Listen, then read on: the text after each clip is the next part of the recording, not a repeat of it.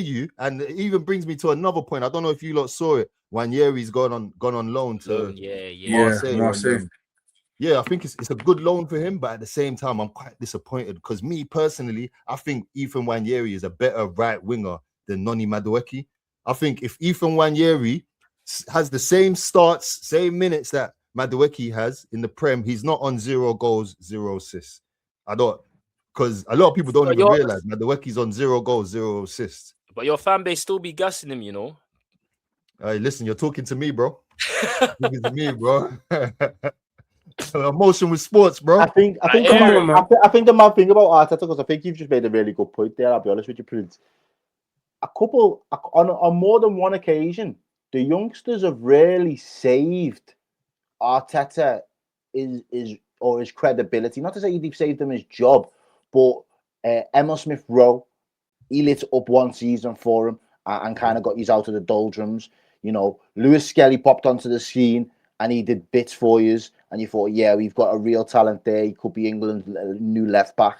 Obviously, Ethan Nwaneri's been in the mix. Saka, when he first came, was obviously still relatively young. It's been 6 years. So Saka 6 years ago, was he like 19 at them times? You know what I mean? Yeah, 18, 18, 19, he's not a star boy anymore. So I think he probably doesn't put enough respect on the youth talent that has helped in big moments. And then he doesn't necessarily reward them with the platform the following season necessarily, because obviously Skelly's best work was last season and he's hardly really featured this season. Emil Smith Rowe's best work, I don't know whether he got you into.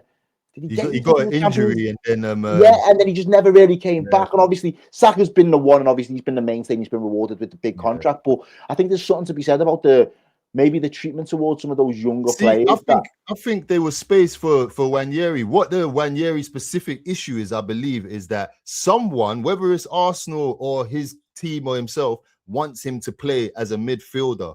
And when he's played there, unfortunately, this season, he actually hasn't had the best performances. Yes, he looks good when he does a half turn and drives. It makes people say, get Odegaard out, put him in. But it's not really productive. Whereas we all fell in love with him playing right wing when Saka was out last season, and he looked like a Saka regen with a little bit of tech as well, doing the back post crosses, doing the cut-ins and shooting, taking on a man. So I feel like if they had more focused on playing in right wing, he could probably still be here and have a part to play. But because it was that midfield role, there's still a lot to develop there, and it just hasn't worked out that but way. Also, when you deep it as well, whether you would have wanted them in the midfield or the right wing, you've bought in 2 replacements that was always going to push down his minutes this year.